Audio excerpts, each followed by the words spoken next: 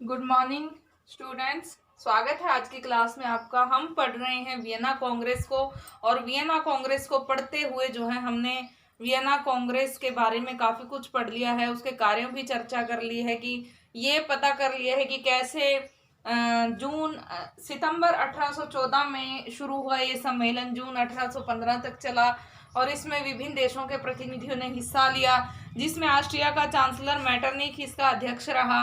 और इसमें 4 देश सर्वे सर्वा रहे, जिसमें हम बात करते हैं रूस की, इंग्लैंड की, ऑस्ट्रिया और प्रशिया की। तो यहाँ पे इन 4 सर्वे सर्वा देशों ने अपने हितों की पूर्ति के लिए, अपनी राजनीतिक भूख शांत करने के लिए शक्ति का जो बंटवारा आपस में किया, उसके लिए ही ये एक दिखावा था। केवल उसको अपनी जो राजनीतिक हितों को साधने के लिए जो वो यूरोप में करना चाहते थे, उसको अमली जामा पहनाने के लिए वियना में कांग्रेस की गई थी, या वियना में ये सम्मेलन किया गया था। तो वियना में हुए इस सम्मेलन में यूरोप में शांति स्थापित करने के लिए, यूरोप के देशों के पुनर्गठन के लिए, यूरोप के विभिन्न देशों की पुनर्सीमाओं के लिए जो यहाँ पे ये लोग इकट्ठे हुए थे, तो इसमें विभिन्न बातें उन्होंने विभिन्न देशों के लिए निर्धारित की हैं, जिसमें हमने बात की है इंग्लैंड की, कि इंग्लैंड के लिए उन्होंने क्या प्रावधान किए, फ्रांस के लिए क्या प्रावधान किए, स्पेन के लिए क्या प्रावधान किए, हॉलैंड की, पुर्तगाल की, और यहाँ पे ऑस्ट्रिया की, फ्रांस की, प्रशिया की, विभिन्न देशों की यहाँ पे हमने चर्चा की है। तो इस चर्चा में हमने देखा है कि किस प्रकार से वियना में विभिन्न देशों के मुख्य प्रतिनिधियों ने मिल करके वियना कांग्रेस के रूप में, एक सम्मेलन के रूप में उन्होंने यूरोप के पुनर्गठन की कोशिश की है। तो यहाँ पे विभिन्न इतिहासकारों ने वियना कांग्रेस की कई आधारों पे आलोचना भी की है, जिसमें इसका जो है कहा है कि ये जो बजट था इसका काफ़ी अविवेकपूर्ण इन्होंने निर्धारित किया था, काफ़ी अन्यायपूर्ण था। और इसकी आलोचना इस आधार पे भी की गई है कि इसमें जो फ्रांसीसी क्रांति की जो प्रवृत्तियां थी उनको दबाया गया है, राष्ट्रीय भावनाओं को कुचला गया है, पुनः निरंकुश राज की स्थापना में इन्होंने जोर दिया है। क्योंकि ऑस्ट्रिया का जो चांसलर था मेटरनिख, उसकी यदि हम बात करें तो वो एक प्रतिक्रियावादी व्यक्ति था, और उसने पुराने राजवंशों की स्थापना में वो जो है विश्वास रखता था।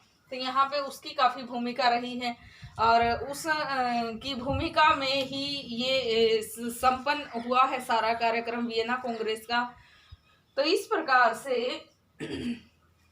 इन विभिन्न बातों के चलते विभिन्न इतिहासकारों ने इसको एक आलोचना का पर्याय मान लिया है। लेकिन कितनी भी बुराइयां हो, कितनी भी बुराइयों के होते हुए वियना कांग्रेस के महत्व को हम नकार नहीं सकते। तो आज का जो हमारा टॉपिक है वो है वियना कांग्रेस का महत्व।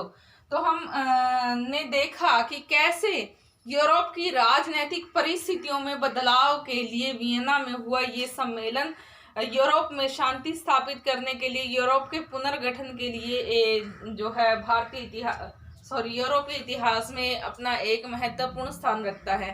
तो यहाँ पे जो है आज हम पढ़ेंगे वियना कांग्रेस का महत्व। तो वियना कांग्रेस का महत्व, उसमें सबसे पहला जो पॉइंट है वो है फ्रांस की सैनिक शक्ति में कमी करना। तो फ्रांस की सैन्य शक्ति असीमित थी, जिसके कारण से यूरोप में नेपोलियन ने एक तानाशाह का रूप ले लिया, और उसने अपनी तानाशाही प्रवृत्तियों के चलते पूरे यूरोप पे अपना कब्जा जमा लिया। और पूरे यूरोप पे कब्जा जमाने के बाद अपने जो है भूख उसकी यहाँ भी शांत नहीं हुई, और यूरोप के जो है विभिन्न भागों को खंडित विखंडित करने की उसने कोशिश की। और ये सब हुआ उसकी युद्ध प्रवृत्तियों के कारण, उसके विभिन्न युद्धों के कारण। और युद्ध बिना सैनिक सहायता के, बिना सेना के वो नहीं लड़ सकता था। तो कहने का अभिप्राय ये है कि जैसे ही क्रांति युग खत्म हुआ, उस समय भी फ्रांस युद्धों में उलझा हुआ था, और जैसे ही नेपोलियन का युग आया तो उस समय भी फ्रांस में सैन्य शक्ति भरपूर थी, और एक तानाशाह के रूप में नेपोलियन का उभरना तो एक तानाशाह के रूप में नेपोलियन का उभरना उसकी सैनिक शक्ति को दर्शाता है कि फ्रांस की सैन्य शक्ति बहुत मजबूत थी, जिसके कारण से नेपोलियन ने विभिन्न युद्धों में हिस्सा लिया, विभिन्न अभियान किए, उनको जीता। और अपने जीवन में कहते हैं कि 40 युद्ध उसने लड़े थे, तो उसमें से लगभग सभी उसने जीते थे। तो फ्रांस की सैन्य शक्ति काफी मजबूत रही होगी, या उसने सैनिकों की भर्ती पे जोर दिया होगा, या उनकी कुशलता पे जोर दिया होगा, तभी उसने इतने युद्ध लड़े होंगे। तो यहाँ पे वियना में सम्मेलन जो हुआ था उसमें फ्रांस की सैन्य शक्ति को पे अंकुश लगाया गया था, इसकी सैन्य शक्ति में कमी की गई थी, और यहाँ पे अब सीमित सेना ही फ्रांस रख सकता था, और विदेशी सेना को भी उन्होंने उनके ऊपर निगरानी के लिए फ्रांस में रहना निश्चित कर दिया था। फ्रांस के चारों ओर ऐसे देशों को स्थापित किया गया था जो कि उसकी गतिविधियों पे नजर रख सके, सैन्य गतिविधियों पे, कि कहीं वो सेना की अधिक भर्ती करके अधिक सेना की जो संख्या है वो बढ़ा करके युद्धों के लिए तो तैयारी नहीं कर रहे हैं, यूरोप में पुनः अशांति फैलाने की कोशिश तो नहीं कर रहे हैं। तो इसलिए विदेशी सेना को यूरोप में रखा गया, फ्रांसीसी यूरोपीय सेना को फ्रांस में रखा गया फ्रांसीसी सेना पे निगरानी के लिए। तो यहाँ पे जो है वियना कांग्रेस का इस बात से भी महत्व साबित होता है कि फ्रांस की सैन्य शक्ति में उन्होंने कमी कर दी। फ्रांस ने ही जो है यूरोप के लिए काफी अड़चने पैदा की थी, और उन अड़चनों पर उन्होंने काबू पा लिया।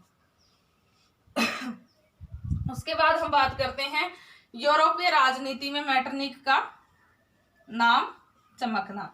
तो जैसे कि 1815 में संपन्न हुई है वियना कांग्रेस से ऑस्ट्रिया के चांसलर मेटरनिख को विभिन्न लोगों के सामने जो है उसकी जो प्रबुद्धता थी वो आ गई। यहाँ पे 1845 से 1815 से लेकर के 1845 का जो समय था, इस समय को यूरोपीय इतिहास में मेटरनिख के नाम से जानते हैं कि ये मेटरनिख का युग रहा है, क्योंकि इसमें मेटरनिख ने काफी महत्वपूर्ण भूमिका निभाई है, और यहाँ से ही मेटरनिख की जो अद्भुत योग्यता थी वो पूरे यूरोप के सामने अब प्रदर्शित हो गई थी।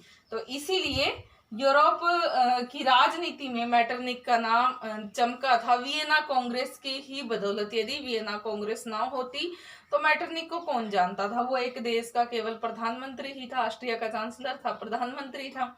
तो यहाँ पे उनको अन्य देशों के प्रतिनिधि कहाँ जानने वाले थे। तो विभिन्न देशों के प्रतिनिधियों का मेटरनिख की सूझबूझ, उसकी कूटनीति, उसकी राजनीति से ओतप्रोत होना, उसको जानने का अवसर मिलना, वो वियना कांग्रेस के कारण ही हो पाया था। तो यहाँ पे यूरोपीय राजनीति में मेटरनिख का भविष्य चमकने का मुख्य कारण वियना में होने वाला ये सम्मेलन ही था। तो इसीलिए भी इसका काफी महत्व रहा है, क्योंकि इसके कारण ही मेटरनिख का आगे युग शुरू हुआ था। उसके बाद है रूस के प्रभाव में बढ़ोतरी। यहाँ पे रूस के प्रभाव में काफी बढ़ोतरी हुई। पहले रूस एक छोटा सा देश होता था, लेकिन अब इसके अंतर्गत फिनलैंड, वार्सा की डची के कुछ एरिए आ गए थे, और पोलैंड के कुछ क्षेत्र आ गए थे, जिससे इसका क्षेत्रफल बढ़ गया था और इसकी राजनीतिक गतिविधियों में वृद्धि हुई। तो यहाँ पे रूस के प्रभाव में भी काफी बढ़ोतरी हुई, और ये सब हो पाया था वियना कांग्रेस के बदौलत। वियना कांग्रेस यदि न होती तो नेपोलियन द्वारा इसके विभिन्न प्रदेशों को छीन लिया गया था, अपने कब्जे में कर लिया गया था, और इसके क्षेत्रफल में, इसके महत्व में कमी कर दी गई थी। तो यहाँ पे रूस के महत्व में, रूस के प्रभाव में पुनः बढ़ोतरी हुई। किसके फलस्वरूप? वियना कांग्रेस के फलस्वरूप। तो इस कारण से भी इसका महत्व को हम नकार नहीं सकते। उसके बाद हम बात करते हैं ऑस्ट्रिया का केंद्रीय यूरोप में प्रभुत्व। तो ऑस्ट्रिया का जो है मध्य यूरोप में प्रभुत्व स्थापित हुआ था वियना कांग्रेस की बदौलत। वो जो है यूरोप के मिड में स्थित था, और मिड में काफी सारे उसको इटली के प्रदेश मिले थे, जिसमें नेपल्स और सिसिली के प्रदेशों की हम बात कर सकते हैं, जिसको जो है ऑस्ट्रिया के अधीन मान लिया गया था वियना संधि के तहत।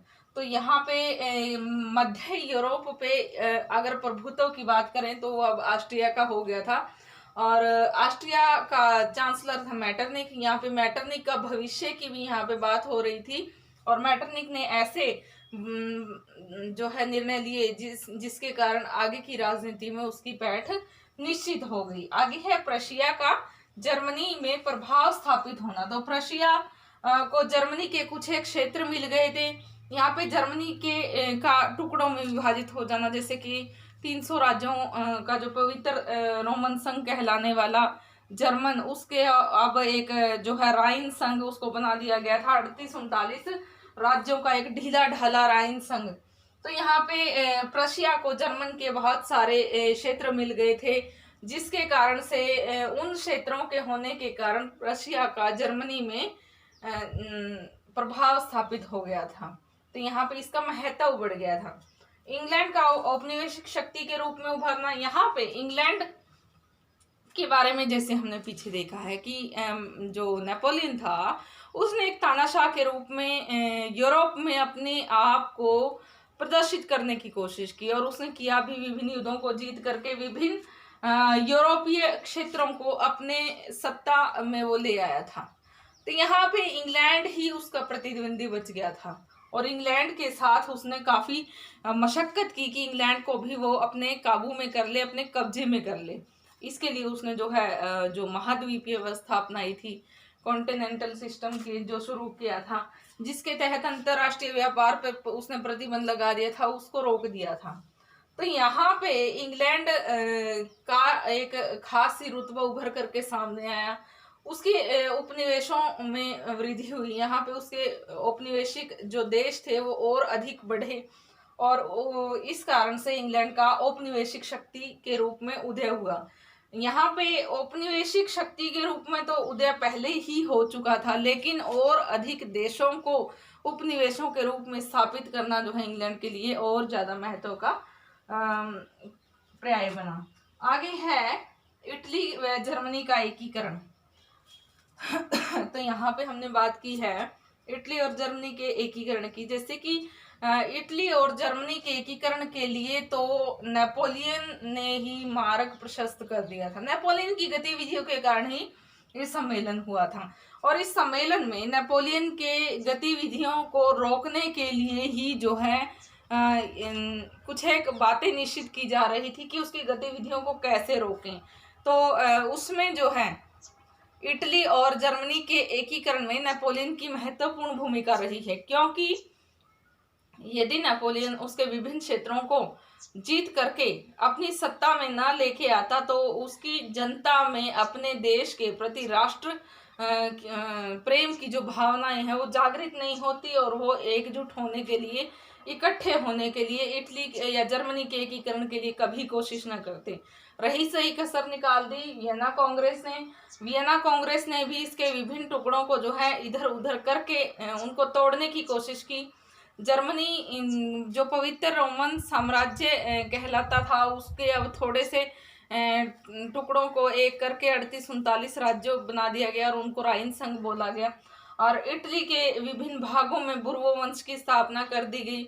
तो यहाँ पे इस प्रकार से इटली और जर्मनी के एकीकरण का मार्ग प्रशस्त हो गया।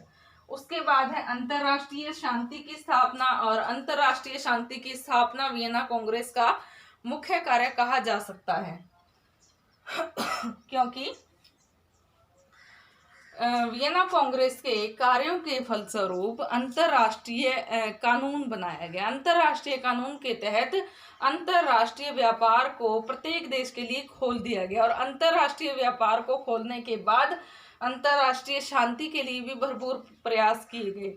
और जिसमें हम बात करते हैं दास प्रथा की। दास प्रथा का अंत कर दिया गया। कोई भी देश है वो दास प्रथा को बढ़ावा देने के लिए कोशिश नहीं करेगा। दासों की खरीद फरोख्त पे पूर्णतः प्रतिबंध लगा दिया गया, और यहाँ पे अंतर्राष्ट्रीय शांति स्थापित करने की कोशिशें की गई, जिसमें विभिन्न देशों की शक्ति को सीमित कर दिया गया।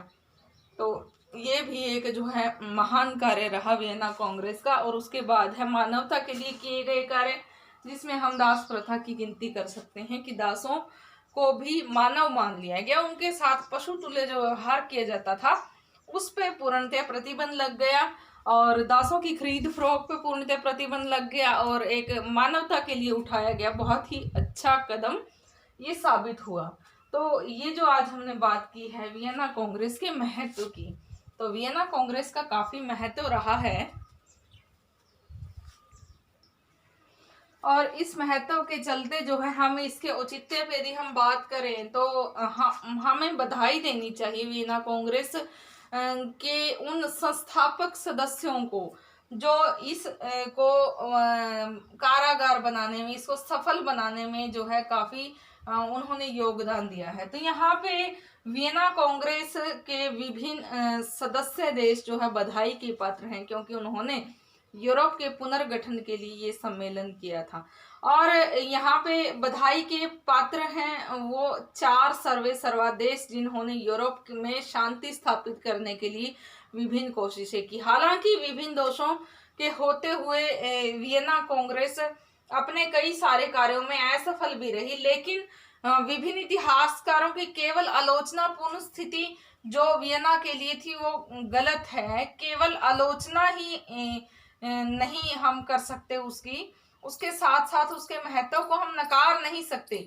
हालांकि कुछ एक जो दोष थे वो वियना कांग्रेस में थे और जिसके कारण विभिन्न इतिहासकारों ने उन दोषों के रहते हुए उसकी आलोचना भी की है, लेकिन उन आलोचना के रहते हुए हम इसके जो अच्छे चीजें हैं जो इसके महत्व को सिद्ध करती हैं उनको हम जो है नकार नहीं सकते। तो वियना कांग्रेस अपने कार्यों में काफी सफल भी रही। विभिन्न इतिहासकारों के इसमें जो है विचार हैं, जैसे कि मैरिट कहते हैं कि वियना के सम्मेलन का कार्य प्रतिक्रियावाद को शुरू करना था, लेकिन फिर भी इसने न केवल पुराने युग को समाहित किया भी तो नए युग की शुरुआत की। मतलब जैसे कि मैटरनिक के बारे में हमने बात की है कि वो एक प्रतिक्रियावादी था, राजतंत्र की पुनः स्थापना चाहता था और राजतंत्र की पुनः स्थापना के लिए उसने कोशिशें भी की। तो उसके बाद जो है राजतंत्र की पुनः स्थापना के लिए मैटरनिक ने काफी कोशिशें की और विभिन्न देशों में पुनः पुरातन राजवंशों की उसने स्थापना भी की। तो यहाँ पे उसने जो किया उसमें यूरोप का पुनर्गठन समाहित था, उस बात को हम नकार नहीं सकते। एक और इतिहासकार हैं हर्नन शाह, उन्होंने कहा है कि वियना के राजनीतिज्ञों की आलोचना करना न्याय संगत नहीं है, क्योंकि वो कोई परमात्मा के अवतार नहीं थे कि परमात्मा थे वो या फिर परमात्मा के अवतार हों जो सारी ही चीजें सही करेंगे, कोई चीज उसमें गलत होगी ही नहीं या उसमें कमी निकलेगी ही नहीं। तो वो भी इंसान थे, वो कोई परमात्मा के अवतार नहीं थे कि आलोचक उन राजनीतिज्ञों की केवल आलोचना ही करते रहें और उनके द्वारा किए गए महत्वपूर्ण कार्यों को नकार दें। तो ऐसा भी नहीं होना चाहिए। एक और इतिहासकार हैं फाइव, वो कहते हैं कि 2 युगों के संधि काल के बाद वियना कांग्रेस की जो व्यवस्था थी इतिहास में एक महत्वपूर्ण घटना थी। बिल्कुल सही बात है। यूरोपीय इतिहास के 2 युगों के बीच की घटना के रूप में वियना कांग्रेस को याद किया जाता है और उसके महत्व को हम नकार नहीं सकते केवल कुछ एक दोषों के होते हुए, कुछ एक आलोचनाओं के होते हुए। तो इतने लंबे समय चला ये जो यूरोपीय इतिहास का जो घटना थी, इसकी यूरोपीय इतिहास में बहुत ही महत्वपूर्ण भूमिका रही है। यूरोप के पुनर्गठन में, यूरोप की जो शक्ति संतुलन में, यूरोप की शांति स्थापना में, अराजकता की स्थिति को दूर करने में, अंतरराष्ट्रीय कानूनों की स्थापना में और मानवता के लिए इसके किए गए कार्यों में और विभिन्न देशों की असीमित शक्ति पे अंकुश लगाने में।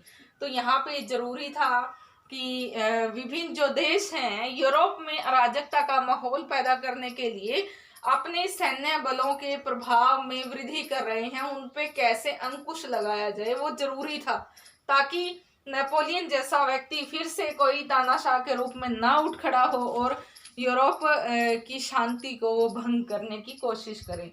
तो इन सब चीज़ों के चलते वियना में ये सम्मेलन किया गया और इस सम्मेलन में जो है हालांकि कुछ एक दोष भी थे, लेकिन इस बात को भी नहीं हम नकार सकते कि इस सम्मेलन में काफ़ी महत्वपूर्ण कार्य भी किए थे जिनके कारण से वियना में हुआ ये सम्मेलन काफी सफल भी रहा था। और विभिन्न इतिहासकारों की आलोचना का यदि ये पर्याय बना है तो विभिन्न इतिहासकारों ने इसके महत्व को भी स्वीकारा है, चाहे उनमें इतिहासकार फाइव हो, इतिहासकार हेजन हो, चाहे कोई भी इतिहासकार हैं, वो उनकी आलोचना को जो है यदि मान रहे हैं तो उसके महत्व को भी वो नकार नहीं सकते। और ये एक जो है दो युगों के बीच की एक महत्वपूर्ण यूरोपीय घटना कही जा सकती है, जिसमें यूरोप के विभिन्न देशों ने इकट्ठे होकर के मंत्रणा करके अपने विचारों को शेयर किया और यूरोप में पुनः शांति स्थापना की। तो ये जो वियना कांग्रेस का जो टॉपिक था वो आज हो गया है कंप्लीट, और इसके बारे में हमने काफी कुछ पढ़ लिया है। यहाँ पे हमने वियना कांग्रेस के बारे में काफी कुछ पढ़ लिया है और इसकी स्थापना के विषय में, इसके सभा में जो निर्णय लिए गए उनके विषय में, इसकी कार्यविधि के विषय में, आगे फिर इसकी जो आलोचनाएं रही, जो इसके जो दोष रहे, इसका जो महत्व रहा, उन सारी ही चीजों की हमने चर्चा कर ली है। और वियना कांग्रेस का औचित्य क्या था, क्या उसकी आलोचना करना ही सही है या उसके महत्व को भी हम जो है आगे उसकी भी गिनती कर सकते हैं। तो इन सारी ही चीज़ों पे हमने चर्चा कर ली है। तो ये जो टॉपिक है इसके साथ ही सबसे पहले जो हमने अध्ययन किया था फ्रांसीसी क्रांति का जो टॉपिक, उसमें हमने विभिन्न कारणों के बारे में जानकारी प्राप्त की। उन कारणों से प्राप्त जानकारी के बाद हमने जो है फ्रांसीसी क्रांति की घटनाओं को क्रमबद्ध पढ़ा। उस घटनाओं के बाद जो है हमने नेपोलियन युग को पढ़ा। 1799 से शुरू हुआ 1814 का जो युग है, 25 साल का, ये 15 साल का जो पीरियड, उसके 10 साल पहले जो है एक कमांडो के रूप में उसने जो सेवा दी है, तो उस टाइम को हमने पढ़ा है। और उसके बाद जो है ये 1815 तक का जो समय है वियना सम्मेलन का, इसके विषय में हमने जानकारी प्राप्त की है। तो यहाँ पे एक यूनिट यहाँ पे आज कंप्लीट हो जाती है। तो इस पूरी यूनिट का रिव्यू होगा नेक्स्ट लेक्चर, एक और लेक्चर हम इसके लिए करेंगे जिसमें हम चर्चा करेंगे फ्रेंच रिवॉल्यूशन की, जो है केवल उसके कुछ एक बिंदुओं पे हम प्रकाश डालेंगे, नेपोलियन युग की और वियना कांग्रेस की। तो इन सब का ही एक मिला जुला लेक्चर होगा जिसमें इसके मुख्य बिंदुओं पे प्रकाश डाला जाएगा। तो आज के लिए इतना काफी है। Thank you.